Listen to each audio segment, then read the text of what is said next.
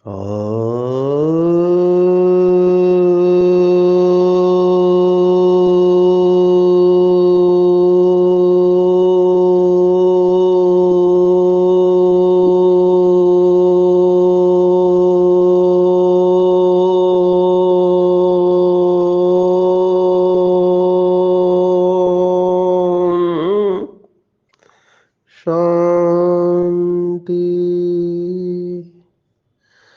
आज 26 अक्टूबर 2024 भारत में शनिवार है। Today is 26th October 2024 and it's Saturday in Bharat. आज की मुरली का जादुई रहस्य स्वयं को प्रेरणा देने के लिए Magical secrets of today's Murli for motivating the self। इस समय ये आत्मा आसाम और अरुणाचल प्रदेश के बॉर्डर पे है। इस स्थान का नाम है सीलापाथार। यहाँ का प्रोनाउंसिएशन उच्चार थोड़ा अलग होता है। इसके बाद अरुणाचल प्रदेश चालू होता है। दोनों राज्यों की अपनी विशेषता है। बाबा के सेंटर के हर एक बच्चे से मिलके नया कुछ सीखने को मिलता है। बहुत सारे बच्चों के बहुत सारे प्रश्न होते हैं। यहाँ पर एक आत्मा ने पूछा कि बाबा कलकत्ता में ब्रह्मपुत्र को याद करता है, बहुत बड़ी नदी है, लेकिन अगर देखा जाए तो ब्रह्मपुत्र कलकत्ता में है ही नहीं, वो तो आसाम में है। तो बाबा ऐसे क्यों कहता है? ऐसे प्रश्न पूछते हैं। तो ठीक है, पढ़े लिखे लोगों में ये प्रश्न आते हैं। ब्रह्मपुत्र नदी तो आसाम में है, डिब्रूगढ़ में बहुत बड़ी नदी है। और अभी जब तिनसुकिया टाउन से इस सीला पाथर की तरफ आते हैं तो बहुत बड़ा ब्रिज उसके ऊपर बना है, जो कि लगभग 4.5 किलोमीटर का है। तो ये ब्रह्मपुत्र यहाँ पर है। कलकत्ता में गंगा और सागर का मेला है, ना कि ब्रह्मपुत्र। तो ब्रह्मपुत्र क्यों कहा गया? अभी इसका भी राज है। एक साकार का अर्थ, साकार में ब्रह्मा बाबा वहाँ थे और भक्ति की है ब्रह्मा बाबा ने। गंगा और सागर का मेला उधर है। तो ब्रह्मा बाबा सबसे बड़ी नदी है तो वह वहाँ पर थे, इस भाव से ले सकते हैं। दूसरा जो ज़्यादा अपीलिंग है वो ये है कि अभी आसाम और बंगाल अलग है, लेकिन शायद हिस्ट्री वाले ज़्यादा बता पाएंगे कि बंगाली भाषा यहाँ पर भी चलती है। बंगाली और आसामी भाषा बहुत सारी मिलती जुलती है। इवन स्क्रिप्ट में भी बहुत सारी मिलती जुलती बातें हैं। तो हो सकता है कि पहले यहाँ बंगाली ही चलती हो और बंगाल का ही ये प्रांत हो। उस हिसाब से हिस्टोरिकली देखा जाए तो ब्रह्मपुत्र बंगाल में आती है। लेकिन हमको शब्दों में जाने के बजाय भाव में आना चाहिए कि सबसे बड़ी नदी ब्रह्मा बाबा है, बाकी सब छोटी नदियाँ हैं। मैं स्नान करते समय एक श्लोक बोलता हूँ भक्ति मार्ग का। भक्ति मार्ग में इन सब नदियों को पावन बताया गया है। तो एक श्लोक स्नान करते समय कई लोग बोलते हैं। भक्ति मार्ग की रस्म है, गंगे च यमुने चैव गोदावरी सरस्वती नर्मदा सिंधु कावेरी जलेस्मिन् सन्निधम करुम। माना गंगा यमुना गोदावरी नर्मदा सिंधु कावेरी ये सब नदियों को सुबह स्नान करते समय याद करते हैं और उनका पानी मुझे पावन कर रहा है।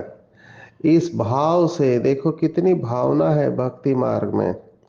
तो इस भाव से इन सब नदियों को याद करते हैं। अभी ये गंगे च यमुने चैव गोदावरी सरस्वती नर्मदा सिंधु कावेरी जलेस्मिन् सन्निधम कुरुम, ये जो 8 नदियां हैं, ये नदियों को कितना प्यार से याद करते हैं। ये सब बाबा के बच्चे हैं जिन्होंने संगम युग पर ये श्रेष्ठ काम किया है, भगवान के श्रीमत पर अनेक आत्माओं को पावन बनाया है। अभी ये सब नाम अगर आप ध्यान से देखो तो ये सब नाम बहनों के हैं। गंगा, यमुना, गोदावरी, सरस्वती, नर्मदा, सिंधु, कावेरी, ये सब नाम 7 नदियों के, ये सब बहनों के नाम है। और ब्रह्मपुत्र केवल ब्रह्मा बाबा एक नाम पुरुष का है। तो ये सब भक्ति मार्ग में कॉपी किया हुआ है, क्योंकि संगम युग पर इन आत्माओं ने ये सेवा की है। आज की मुरली में बाबा ने यही कहा है कि भगवान विश्व का मालिक, अभी ये मालिक शब्द भी बाबा ने कहा, मैं तो मालिक नहीं बनता हूँ, मैं तो केवल परम धाम का मालिक हूँ। लेकिन एक मुरली में बाबा ने कहा तुम बच्चे ही डबल मालिक बनते हो, माना सुखधाम के भी मालिक और परम धाम के भी मालिक। और मालिक ये शब्द हमारे मुस्लिम भाई बहनें इस्तेमाल करते हैं परमात्मा के लिए। वो कहते हैं कि अल्लाह मालिक है और हम उसके बंदे हैं, उसकी बंदगी करते हैं। तो मालिक ये शब्द बहुत बार आया है बाबा की मुरली में कि विश्व का मालिक तुम्हारा मेहमान बनकर आया है और तुम्हारे सहयोग से विश्व का कल्याण करते हैं। तुमने बुलाया और हम चले आए। बाबा कह रहा है तुम बच्चों ने बुलाया और बाप आया, यही है 2 हाथ की ताली। अभी बाप से तुम बच्चों को सारे विश्व पर राज्य करने की शक्ति मिलती है। ये नशे की पॉइंट है, एकदम नशे में चले जाना चाहिए। एक्चुअली मैं बहुत बार ये अनुभव करता हूँ, ये मुरली ही पतित पावनी है। पावन बनने के लिए 2 विधियां बाबा ने बताई है, एक बीज रूप अवस्था और दूसरा स्वदर्शन चक्र। आज स्वदर्शन चक्र की गहराई आई हुई है। लेकिन मुझे बार बार ये अनुभव होता है कि ये मुरली की जो पॉइंट है, ये सुनने के बाद हम उसमें स्थित होने लगते हैं। ये नशा चढ़ाती है। आज का वरदान भी इसी कॉन्टेक्स्ट में या इसी संदर्भ में आया हुआ है कि पूरा खेल जो है वो बाबा के बच्चे जानते हैं कि स्मृति और विस्मृति का खेल है। जहाँ स्मृति है, बाबा ने कितने बार कहा, जैसे स्मृति वैसे स्थिति। अगर मेरी स्थिति ठीक नहीं है तो इसका मतलब मेरी स्मृति ठीक नहीं है। मेरी अगर स्थिति ठीक नहीं है तो मेरी स्मृति ठीक नहीं, मतलब मेरी स्मृति में जो विचार है वो विचार ठीक नहीं है। तो अगर मैं मेरे विचारों को बदलूं या स्मृति को बदलूं तो मेरी स्थिति भी बदल जाएगी। अभी यही फर्क है एक साधारण आत्मा और एक विजयी रतन में। विजयी रतन जो आत्मा है, माला का मणका है। आज बाबा ने ज्ञान की माला शब्द इस्तेमाल किया है। कितनी सारी मालाएं बाबा बताता है, बाबा अलग अलग शब्द इस्तेमाल करता है। रुद्र माला हमने सुना है, फिर विष्णु की माला भी सुना हुआ है, रुंड माला शब्द आया हुआ है, आज आया है ज्ञान की माला गले में पड़ी है। कितना सुंदर लगा मुझे। कुछ दिन पहले कहा था कि तुम्हारे गले में स्लोगन पड़ा हुआ हो, कम बोलो, धीरे बोलो, मीठा बोलो। आज बाबा ने कहा ज्ञान की माला। ये चिंतन करने जैसी बात है। ज्ञान की माला है, बाबा ने कहा। इस ज्ञान से ही तुम्हारी आत्मा भरपूर रहती है, फिर खाली हो जाती है, फिर बाप भरपूर करते हैं। तुम्हारे गले में विजय माला पड़ी है, गले में ज्ञान की माला है। अभी इसको गहराई से महसूस करना। जो भक्ति मार्ग में कहानी है कि अ, वो रानी के गले में शांति का हार था और वो बाहर ढूंढ रही थी। आज आया है कि तुम्हारे गले में ज्ञान की माला है। तो ये सब बात, शांति का हार, गले में ज्ञान की माला, इसके पीछे का भाव क्या है? जो बाबा ने कहा कि ये पड़ी हुई है, माना हम सब के अंदर ये सब है। बाबा केवल उसको एक्टिवेट कर रहा है। जो बाबा का शब्द है मर्ज इमर्ज। तो बाबा की ये जो मुरली हम सुनते भी है, भले हम स्पष्टीकरण नहीं करते, लेकिन जैसे के वैसे भी सुनते हैं, तो भी ताकत आ जाएगी, बशर्ते हमारी बुद्धि स्वच्छ होनी चाहिए, दिव्य होनी चाहिए। तो मैं ये अनुभव करता हूं कि जैसे हम आगे बढ़ रहे हैं, मुरली का एक एक शब्द हाई वोल्टेज से आता है और जबरदस्त शक्ति देकर जाता है। 24 घंटे के लिए वो शक्ति देता है शब्द। और ये शब्दों का जितना हम अभ्यास करेंगे, बाबा ने एक मुरली में कहा था, रिवाइज एंड रियलाइज। देखो कितना अच्छा है बाबा के तरीके। रिवाइज करो, रियलाइज करो। रिवाइज माना दोहराओ और रियलाइज माना अनुभूति करो। तो जितना ये शब्द हमारे मन बुद्धि में हम दोहराते रहेंगे, उसका वो अनुभव में चला जाएगा। आजकल की भाषा में सबकॉन्शियस माइंड में चला जाएगा।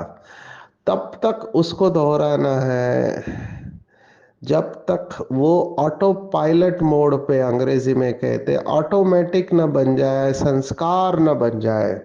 किसी को हमको याद दिलाना ना पड़े कि हम आत्मा है, सर्वश्रेष्ठ है, महान है।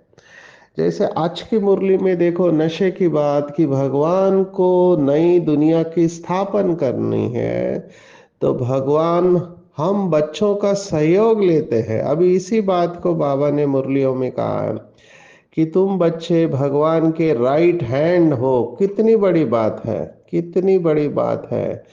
अभी क्या होता है, कई भाई बहनों को नशा ही नहीं चढ़ता है। कल एक आत्मा ने कहा मुझे कुछ फील ही नहीं होता है, फिर भी मैं आता हूँ। तो मैंने कहा किस लिए आते हो? तो बोलता है इधर टोली मिलती है। और बहन जी प्यार से बोलती है। मैंने कहा वाह बहुत अच्छा, अभी ये ज्ञान की टोली का भी अनुभव करो। तो वो कहता है कि मुझे फील ही नहीं होता है, नशा ही नहीं चढ़ता है, थोड़ा ज्ञान की बातें अच्छी लगती है लेकिन फील नहीं होती है जिस तरह से आप बताते हो। तो ये क्यों होता है कि कुछ लोगों को मुरली सुनकर नशा चढ़ जाता है और कुछ लोग रूटीन, जैसे बाबा ने शब्द इस्तेमाल किए नेमीनाथ, जैसे कई लोग भक्ति मार्ग में भी सुबह उठेंगे, स्नान करेंगे, मंदिर में जाएंगे, अगरबत्ती दिया जलाएंगे, वो उनका रूटीन है। तो रूटीन को फॉलो करते हैं, लेकिन क्या उसमें भावना है, उसमें उतना प्यार है? कल मैं पढ़ रहा था कि एक न्यूज़ थी, कहाँ कौन से स्टेट की मुझे याद नहीं आ रहा है, एक छोटी बच्ची 12 साल की, अभी उसको भगवान से बहुत प्यार, तो रोज मंदिर में जाके वो पूजा करती थी। तो माँ बाप को थोड़ा आश्चर्य लगा कि हाँ ये राजस्थान की झालावाड़ डिस्ट्रिक्ट की। तो माँ बाप को लगता था अच्छा है, बच्ची अच्छे रास्ते पर है, पर वो क्या करेगी उनको पता नहीं था।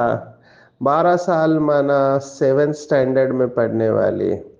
तो उनकी माता जी ड्यूटी पर गई थी, अब ये मंदिर में जाती है पूजा करने, शाम को आई तो देखा बच्ची घर पे नहीं है। आजू बाजू में पूछा तो किसी को पता ही नहीं। जब उसके कमरे में गई तो चिट्ठी पढ़ा, और चिट्ठी में वो लिख कर गई थी कि मैं कुछ कपड़े लेकर और थोड़े पैसे लेकर जा रही हूँ, मैं मथुरा की तरफ जा रही हूँ। मथुरा भी नहीं लिखा, मथुरा की तरफ जा रही हूँ, मैं अपना जीवन भगवान को दे रही हूँ। अब मुझे ये दुनिया अच्छी नहीं लगती है, मैं भगवान के साथ एक होना चाहते हूँ।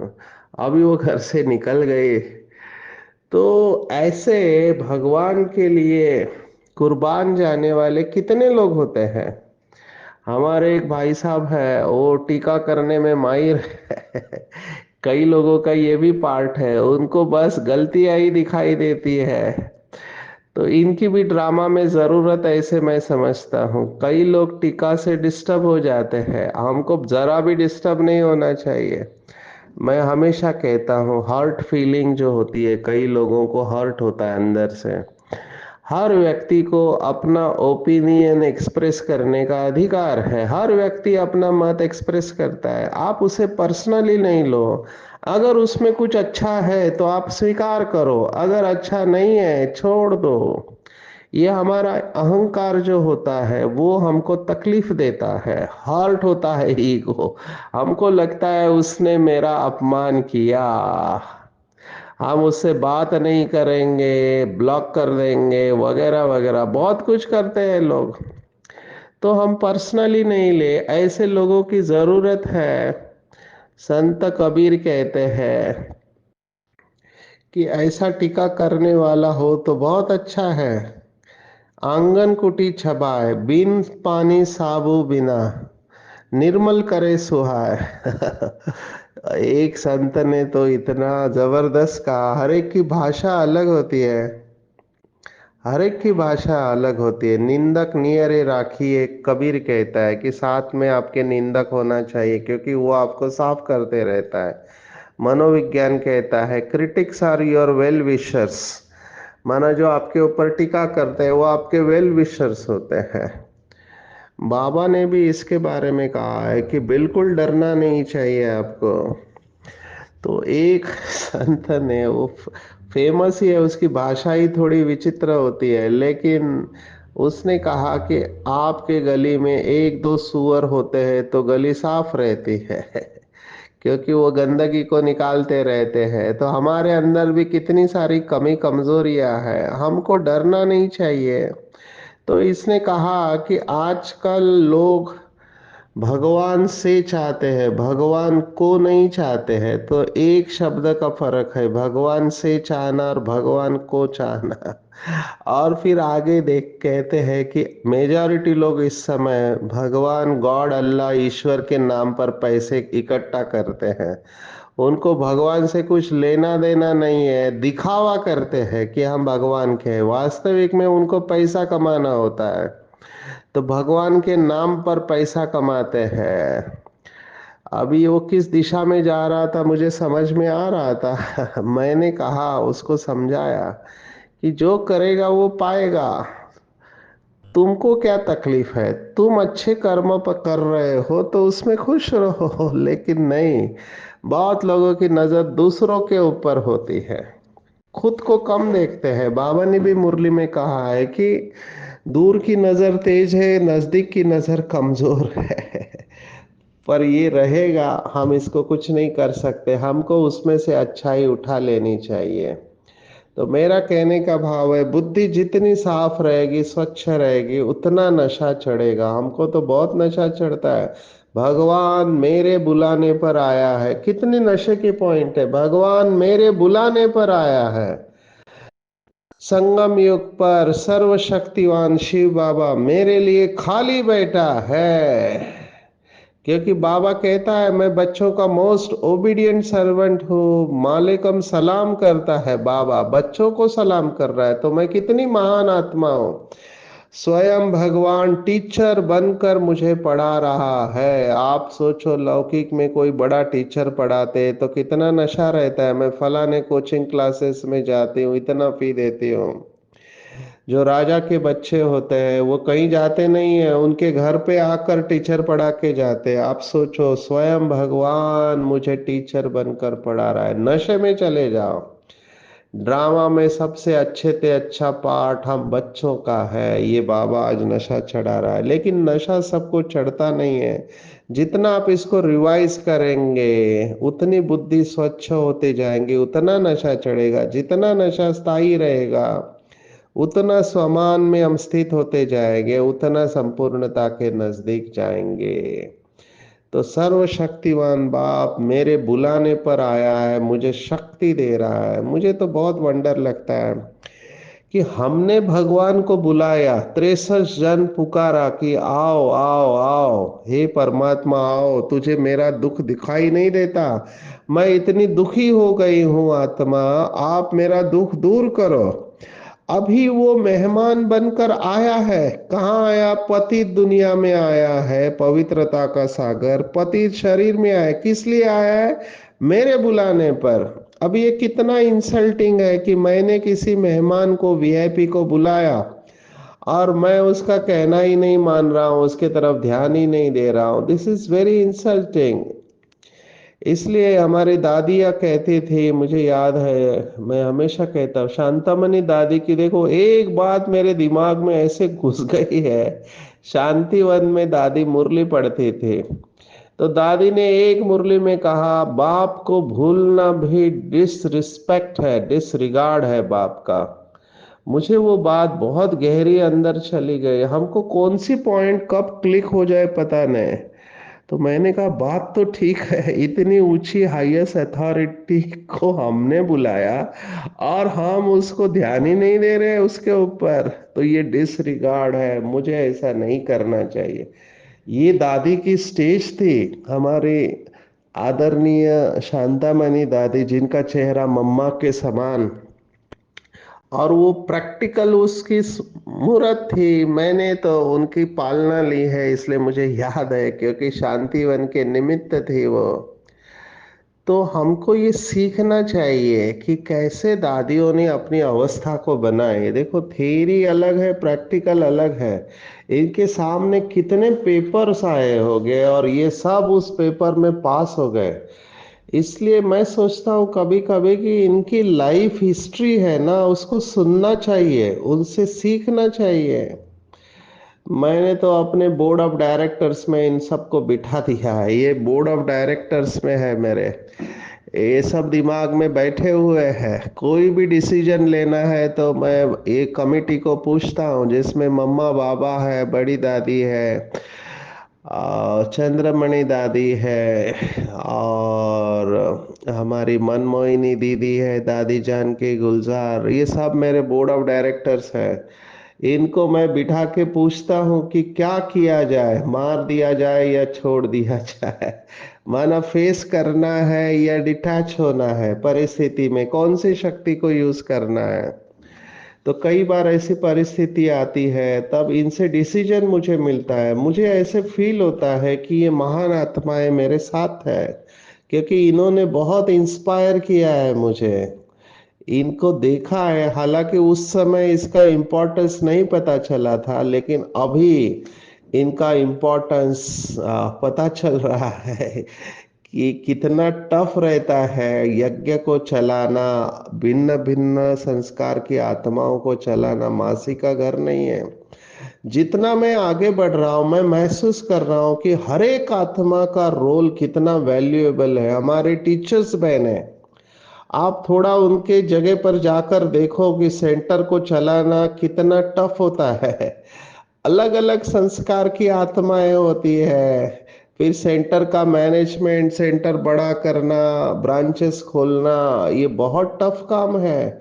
लेकिन वो कैसे करते हैं, कैसे बाबा उनको मदद करता है, कैसे अपनी अवस्था को भी संभालना है, सब कुछ संभालना है।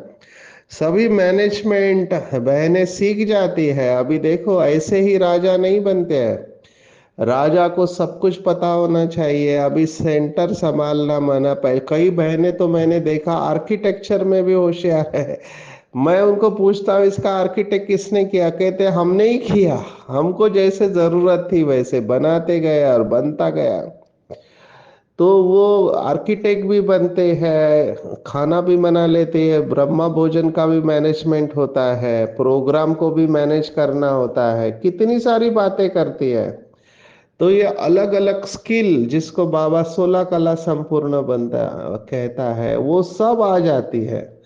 और सब इनको सहयोग करते हैं, तो सबके सहयोग से सुखमय संसार बन जाता है।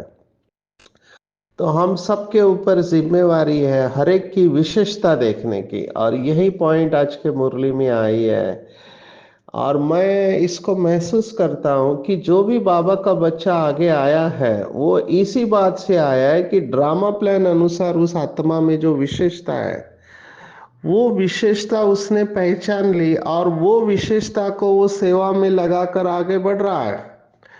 अभी देखो, कल मैं तीनसुकिया से इधर सीला पाठार आया, तो ये लंबा जर्नी है, 3.5 घंटा बाय रोड लगता है। लेकिन मुझे लाने वाली एक माता है, रिटायर हो चुकी है, लेकिन 3.5 घंटा वो खराब रास्ते में गाड़ी चलाना, और वो स्किल है, स्टेमिना है, 3.5 घंटा आना, 3.5 घंटा जाना, तो विशेषता है। टीचर रह चुकी है। तो मैं ये विशेषता बाबा के बच्चों में देख रहा हूँ। साथ में एक भाई था जिसकी एक आंख में कॉर्नियल ओपेसिटी है, वो एक आंख से ही देखता है लेकिन फिर भी गाड़ी चला लेता है। तो हर बाबा के बच्चे में विशेषता है। जो बाबा का बच्चा अपनी विशेषता को पहचान कर सेवा में लगाता है, उसकी वो विशेषता बढ़ती है, उसको दुआएं मिलती है और वो आगे बढ़ने का अनुभव करता है। तो हमको अपनी विशेषताओं को पहचानना है। विशेष बाबा ने हमको कितने सारे वरदान दिए हुए हैं। आप लिस्ट निकालो। मेरे ख्याल से एक बुक मुझे एक बार दादी जानकी ने दी थी। वो बुक अंग्रेजी में था, हिंदी में भी था, वरदानों के ऊपर ही, बाबा के मुरली के वरदान। अगर आपको कहीं मिलते हैं तो आप उसको स्टडी करो, क्योंकि वो पूरी एक मुरली का सार होता है, पूरा सार एक मुरली का आ जाता है वरदान में। बाबा ने हमको जन्म से ही कितने सारे वरदान दिए हुए हैं। अभी होता क्या है, थोड़े समय के लिए खुश हो जाते हैं वरदान पढ़कर कि आज बहुत अच्छा वरदान मिला, लेकिन आगे क्या? आगे क्या? क्या मेरे संस्कार परिवर्तन हुए? वरदान आप भक्ति मार्ग में देखो, वरदान मिला है तो सहज पुरुषार्थी हो जाते हैं, सभी मनोकामनाएं पूर्ण करने वाले वरदान होते। कहते हैं फलाने ने कड़ी साधना की, तपस्या किया, भगवान प्रसन्न हुए और उसे वरदान दे दिया।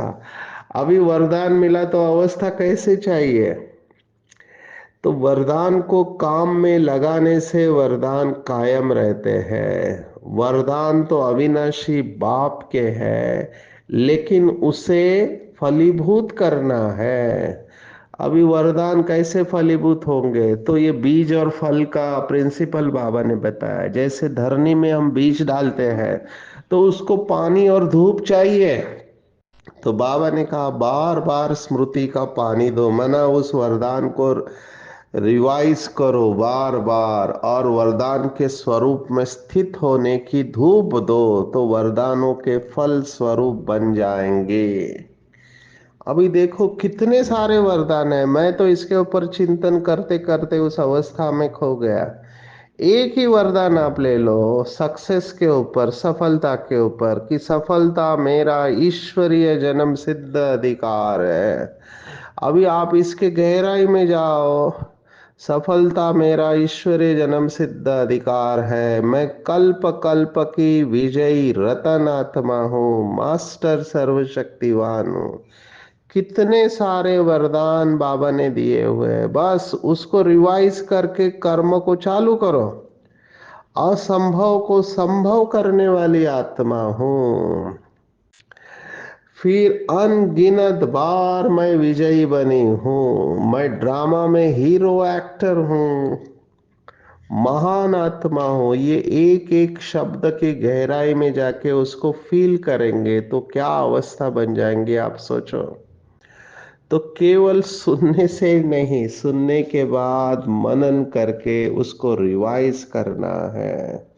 बाबा ने कहा आगे चलकर क्या होने वाला है, पिछाड़ी में स्वदर्शन चक्रधारी की अवस्था होगी, और आगे आपको टिक टिक नहीं करना पड़ेगा, एक इशारा दिया काफी है। अभी हम यह अनुभव करते हैं, ज्यादा ज्ञान नहीं सुनाते, केवल योग में कमेंट्री से योग कराते हैं, तो लोगों को अनुभव हो जाता है देवताएं कितने श्रेष्ठ होंगे। अभी प्रैक्टिकल माइंड नहीं है तो भी कितना लव रहता है, जब सम्मुख में होंगे तो प्रजा का कितना लव होगा। तो हमको ऐसी अवस्था बनानी है, प्रैक्टिकल में हम बने हुए हैं। आज बाबा ने निराकारी शिवालय और साकारी शिवालय ये दो शब्द इस्तेमाल किए। शांति धाम निराकारी शिवालय और सुखधाम है साकारी शिवालय। तो भरपूर रहना है ज्ञान से। आज की पूरी मुरली में टेक होम अगर आप मुझे कहो तो मैं कहूँगा नशे में चले जाओ कि स्वयं भगवान मेरे बुलाने पर पतित दुनिया पतित शरीर में आया है। मैं भगवान की राइट हैंड हूँ, हीरो एक्टर हूँ, विश्व के मालिक बनने वाले हूँ। मैं वरदानी आत्मा हूँ, परमात्मा से प्राप्त सभी वरदानों से भरपूर हूँ। ड्रामा प्लान अनुसार मुझ आत्मा में अनेक विशेषताएं हैं और ये विशेषताएं प्रभु का प्रसाद है। इन्हें सेवा में लगाकर जितना मैं आगे बढ़ती हूँ उतना ये बढ़ते जाती है। ज्ञान को बुद्धि में अच्छी रीति धारण कर अनेक आत्माओं को प्राण दान देना है, स्वदर्शन चक्रधारी बनना है। अच्छा, ओम शांति।